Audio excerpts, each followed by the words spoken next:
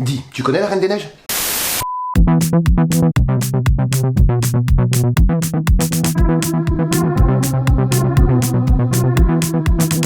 Un bon petit Disney pour réchauffer nos cœurs. Se réchauffer avec la Reine des Neiges, vraiment. C'est une image, mais oui. Mais dans les faits, on va se geler le cul. Je me vends déjà tellement. Donc, La Reine des Neiges, ou Frozen de son titre originel, est le 53e animation classique de Disney. Ce film qui a rencontré un succès, comment dire, Énorme. on peut même dire...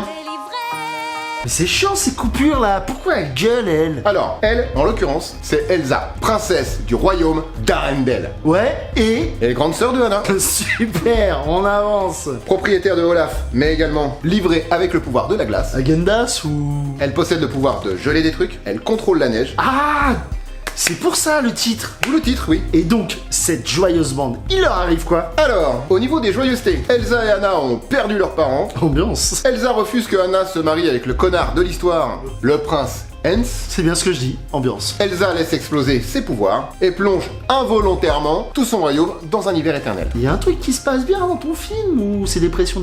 Oui, il y a Olaf qui fait des blagues et Christophe qui veut plus ou moins pécho Anna. Super, et ce film, il a marché? Bah déjà avec ça... Encore? Eh, j'y peux rien moi. Cette chanson, on se l'est mangée tout l'hiver 2013, année de sortie du film, qui a fait un carton au box-office mondial avec 1 milliard 280 millions 802 282 dollars de recettes. Ah ouais, Excusez-moi c'est du pas coup. mal, hein. Mais on sait pourquoi il a cartonné à ce point. On nous présente une Elsa princesse Disney, femme forte et indépendante, qui refuse de cacher sa différence et en fait même une force. Disons que de mon point de vue de vieux con, ça change un peu des princesses Disney gentiment coconnes qui attendent le prince charmant. Tu vas fort là quand même. Je caricature, mais ça fait quand même plaisir de voir ça. Même si Disney avait déjà amorcé un virage avec des femmes fortes comme dans La princesse et la grenouille par exemple. Donc on a une princesse forte qui vit sa vie et gèle le cul de tout le monde, genre une X-Men. On peut le voir comme ça. Mais si on creuse un peu le film, on se rend vite compte que le dogme patriarcal n'est pas présent. Nous suivons des femmes fortes, Elsa et Anna, qui s'accomplissent tout au long du film sans avoir besoin d'un mâle puissant pour les sauver. Et c'est un vrai bol d'air frais. Rapport au titre? Le bol d'air frais. J'ai même pas fait exprès.